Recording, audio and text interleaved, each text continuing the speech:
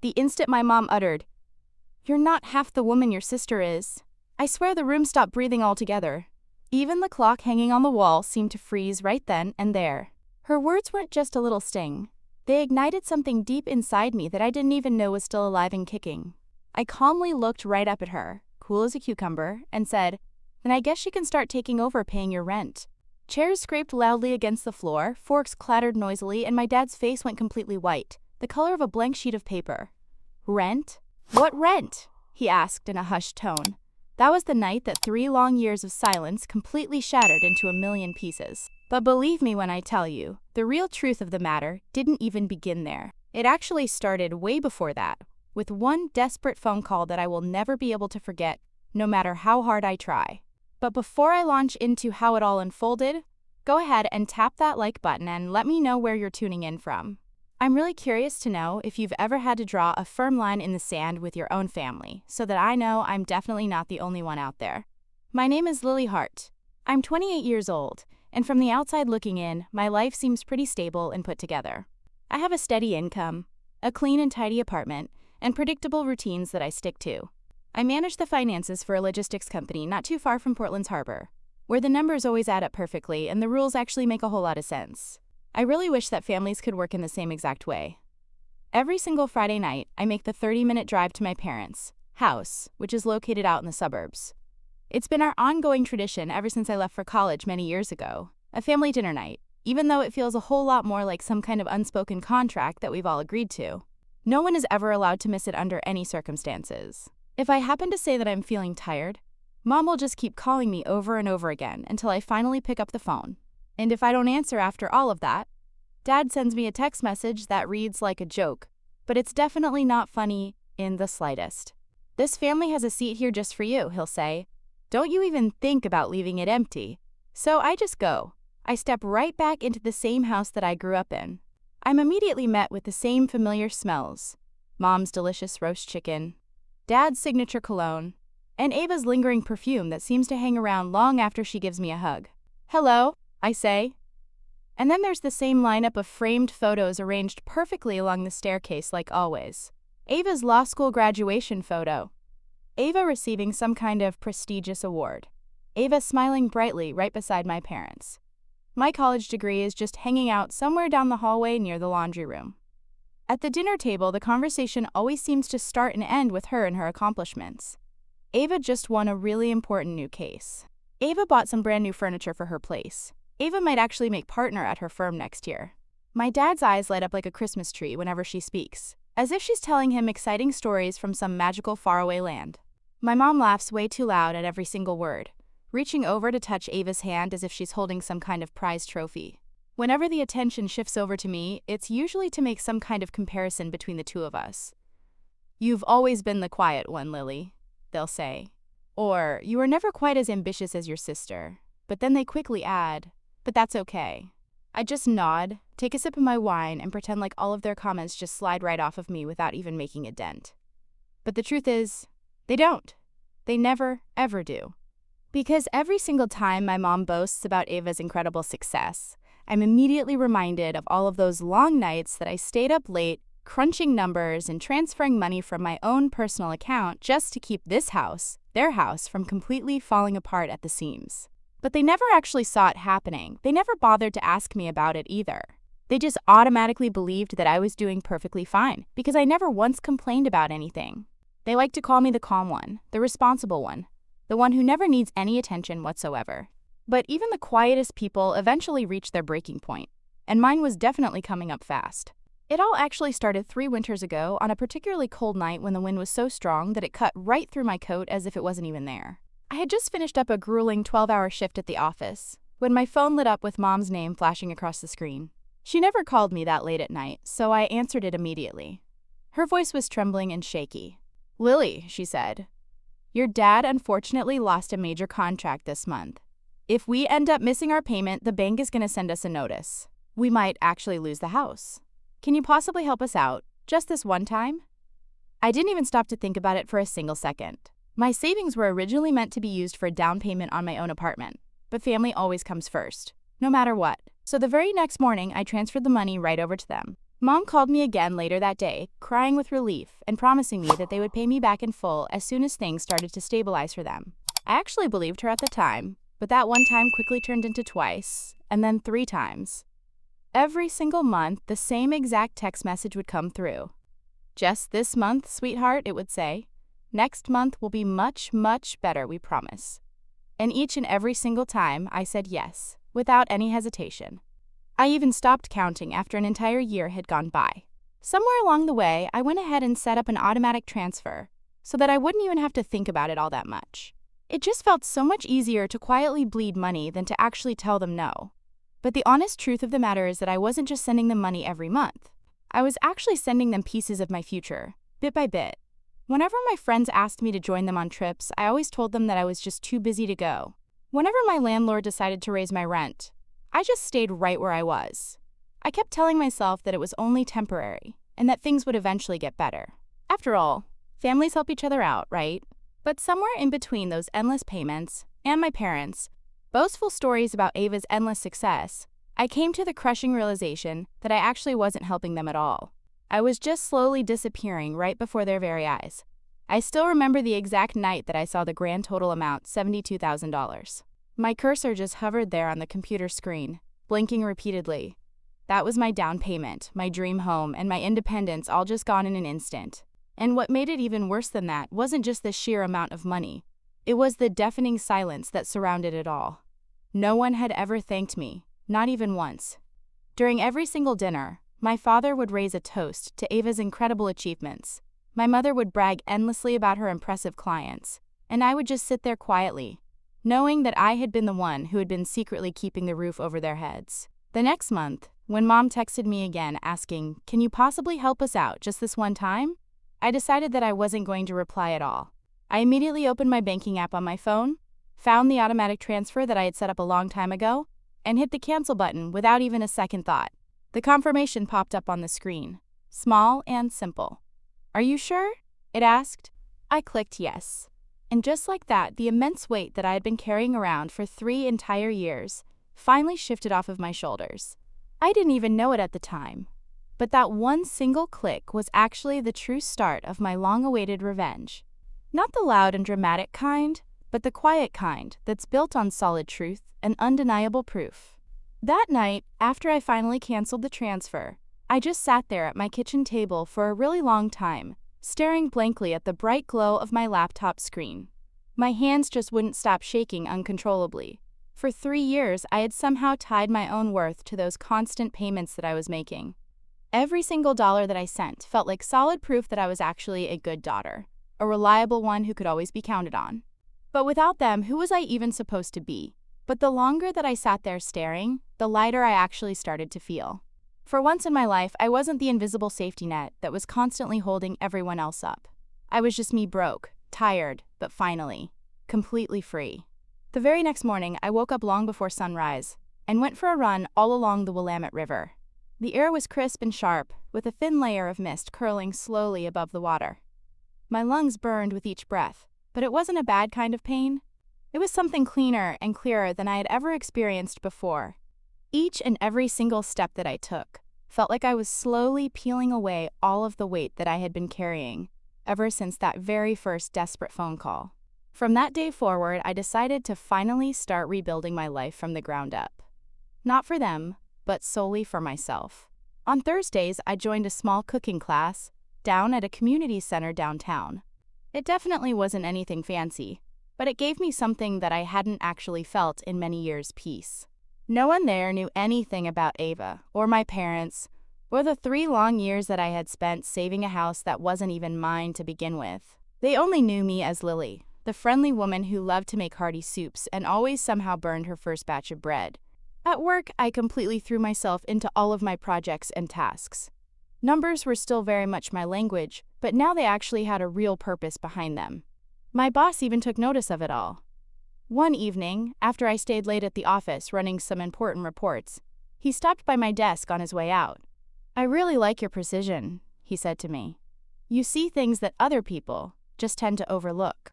That simple compliment actually stayed with me longer than any praise that my parents had ever given me in my entire life. Maybe it was because it actually felt honest and genuine. Or maybe it was just because I had truly earned it myself. 2 short months later, a fintech startup located up in Seattle reached out to me. They were actually looking for someone to lead their brand new financial analysis team. The offer that they presented to me was bigger and better than anything that I had ever even imagined for myself. 40% more pay, plus company shares. I didn't even hesitate for a single second. I happily signed the contract and immediately packed up my entire Portland apartment. Moving all the way up to Seattle felt like finally shedding the very last skin of the person who I used to be. The city air was definitely cold, and the skyline was totally unfamiliar, but I loved every single second of it. My new place was small and modern, and most importantly, it was completely and entirely mine. No one's shadow could even reach me up there. Still, on some nights I would find myself sitting on the floor surrounded by all of my old folders, which contained solid proof of every single transfer that I had ever made, every single receipt, and every single text message that had ever started with the exact same phrase, "just this one time." I just couldn't bring myself to throw them all away. Not yet, at least. Because deep down inside, I knew that this definitely wasn't the end of it all. My parents' deafening silence would never actually last forever. And when the real truth of the matter finally came knocking on my door, I fully intended to answer it with solid facts and undeniable proof, not with tears streaming down my face. 6 long months after I moved up to Seattle, I actually started to think that I had finally closed that particular chapter of my life for good. New city, new job, new sense of inner peace. That is, until one morning when my phone suddenly buzzed with a new message from Mrs. Whitaker, my parents' elderly neighbor back in Portland. "Hi dear," it said. "I just thought that you should definitely see this." And then a photo followed a wide banner that was stretched out proudly across my parents' front porch. Big red letters boldly proclaimed, "Congratulations, Ava Hart, for preserving the family home." For a brief second, I actually thought that my chest had stopped working entirely. I zoomed in on the photo and blinked repeatedly, but the words still didn't change. The house that I had secretly kept afloat for 3 long years was now somehow her huge victory story. My vision completely blurred, and the screen trembled violently in my hand. They hadn't just completely ignored all that I had done, they had actually erased me completely from the narrative. I just sat there quietly for a really long time. The sounds of the bustling city were completely muffled in the background, and then something deep inside of me finally shifted. It wasn't anger this time. It was a sense of crystal clear clarity. I slowly opened the drawer under my desk and pulled out the folder that I had been carefully keeping all this time. Inside were the payment logs, the bank statements, the screenshots of all those old text messages, every single number and word that completely proved the cold, hard truth. I had truly built my entire life on facts and proof. Now it was finally time for me to actually use it. That night, I meticulously compiled everything into a single presentation file, which I then simply labeled as truth. I honestly wasn't even entirely sure why I did it. Maybe it was out of sheer habit or just pure gut instinct. But deep down inside, I just knew that a day would inevitably come when I would actually need it. And that day arrived much sooner than I had ever anticipated. One evening, my cousin Nana called me up out of the blue. "Hey Lily," she said. "I just wanted to let you know that your parents are hosting a big family appreciation dinner this coming weekend. They're actually planning to honor Ava for saving the family home. I just figured that you should definitely hear it directly from me." I didn't actually respond at first. They actually asked me to make the slideshow. Na added quietly, "Do you even want to see it?" Within just a few short minutes, the requested file landed right there in my inbox. I hesitantly opened it up.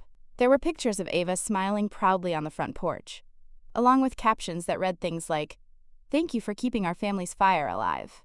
I scrolled all the way to the very final slide, which featured bold text glowing against a fancy gold background, which read, "In gratitude to Ava Hart, the daughter who saved our home." I leaned back in my chair, just letting all of the disgust and disappointment wash completely over me. And then I slowly opened up my own separate file, the one that I had simply labeled as truth. For hours on end, I worked completely in silence, carefully replacing all of the original ending slides with my own solid proof transfer timelines, a detailed chart of all of the monthly payments, and screenshots of my mother's endless text messages that had all started with that very same line, "just this one time." I even added one final photo of the house itself, simple and quiet, with just one caption underneath it that read, "This was my contribution. Don't you dare ever forget it." When I was finally done, I saved the updated file not just once, but 3 separate times on my laptop, on a USB drive, and up in the cloud. This time around, There would be absolutely no room for any misunderstandings or any unnecessary rewriting of history. The big family dinner was scheduled for Saturday night down in downtown Seattle. I didn't bother to RSVP to it at all. I just decided to show up unannounced. The restaurant was warm and bright, completely full of loud laughter and friendly conversation. My father was standing near the very center of the room, holding a microphone in his hand and smiling with that same familiar sense of pride that I used to constantly crave as a little girl. My mother was sitting right beside him, her expensive pearls gleaming brightly, while Ava was glowing in a beautiful emerald green dress. She looked exactly as I remembered her, perfect and completely untouchable. I just stood there quietly in the doorway, completely unseen by anyone, until I happened to hear my father's booming voice echoing throughout the entire room. "We are all so incredibly blessed to have a daughter like Ava," he said. "She single-handedly preserved our family home and our entire legacy." A round of applause filled the entire room. My fingers tightened nervously around the small USB drive in my pocket. When the slideshow finally began to play, I just waited patiently by the back wall. Pictures of the house, of family holidays, of Ava cutting the ribbon on her brand new law firm were all being projected across a huge white screen for everyone to see. More laughter, the clinking of glasses. My parents were smiling proudly, looking like nothing in the entire world could ever possibly touch them. And then the very final slide finally came up, except that it wasn't Nina's original version anymore. The entire room suddenly went dead silent. Bold black letters filled the entire screen. Financial contributions 2020 to 2023. A collective murmur rippled slowly throughout all of the guests. I confidently stepped forward, my heels clicking loudly against the polished hardwood floor. My father froze mid-smile. My mother's hands clenched tightly around her glass. The slideshow just rolled on, displaying 36 individual payments, one for each month. Total $72,000. "Messages, sweetheart, just this month. We'll handle it next time." The crowd whispered even louder now, their heads all turning slowly toward my clearly uncomfortable parents. I stopped right near the projector, my face completely calm and my heart surprisingly steady. "If the truth actually embarrasses you," I said softly, "that's definitely not my fault." For a few long seconds, absolutely no one in the room even moved. Then, from somewhere back in the far corner, someone started to clap tentatively. A single, solitary sound that quickly grew louder and louder, slowly spreading throughout all of the tables. Some faces looked completely stunned, while others looked almost approving. My father's complexion completely drained to a sickly gray color. My mother opened her mouth slightly, but absolutely no words came out. Ava's eyes glistened with unshed tears, her lip clearly trembling. 3 long years, I continued. $72,000. Every single month, while you were all busy praising my sister for her incredible success, I was actually the one who was quietly paying for this family's home. You didn't just forget about it all, you pretended that it never even happened in the first place." My father stammered nervously. "We never actually asked you to do any of that. You didn't have to," I quickly cut in. "You just happily let me." The entire room was completely quiet once again. My voice didn't rise even slightly, but it somehow carried clearly throughout the entire space. "You built all of your pride on silence. Mine. But not anymore." I quickly unplugged the USB drive and tucked it safely into my bag. The crowd's eyes followed my every single move as I confidently turned and walked directly toward the exit. My mother whispered my name softly, a pleading sound, but I didn't even stop. Outside, the cool night air hit me like a refreshing wave, cold, clean, and completely honest. For the very first time in a long time, I actually felt the solid ground beneath my feet. Behind me, muffled voices filled the fancy restaurant. The entire world of half-truths was finally collapsing, completely under its own immense weight. I slowly walked to my car, my own reflection flashing briefly in the glass door as it closed shut behind me. The woman who was staring right back at me didn't look invisible anymore. She actually looked free. And maybe that was all of the justice that I had ever truly needed in the first place. 2 long days after the big family dinner, I woke up to a soft knock at my apartment door. When I peeked through the peephole, I immediately froze in shock. My parents were actually standing right there. My mother's eyes red and swollen, and my father's shoulders completely slumped like an old man who had aged at least 10 years overnight. I slowly opened the door, but I didn't actually invite them inside right away. The tense silence between us was thick and heavy, even heavier than any argument that we had ever had in the past. Finally, my mother spoke, her voice clearly trembling. "Lily, we're so sorry," she said. "We were completely wrong. We shouldn't have stayed silent about it all.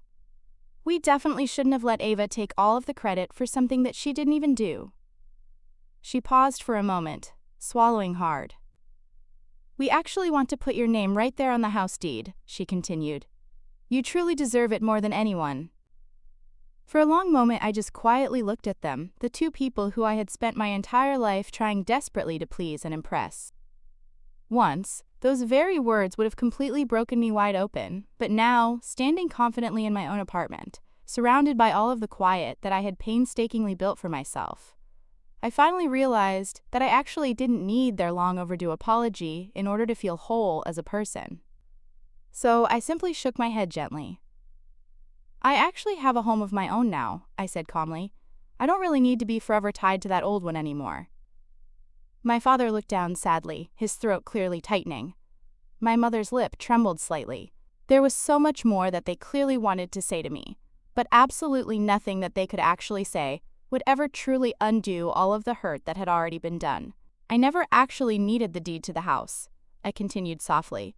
"I just desperately needed your respect and recognition." For the very first time in my life, they both nodded in genuine understanding, not out of pure defense or complete denial, but simply out of true understanding. And that, strangely enough, was finally enough for me. When they finally left, I stood there by the window, quietly watching the city lights flicker softly across the dark water. The entire world outside actually felt calm and balanced, like a perfect set of numbers that had finally added up correctly. For the very first time in many long years, I finally wasn't the quiet, forgotten daughter. I was simply Lily seen, steady, and finally completely free.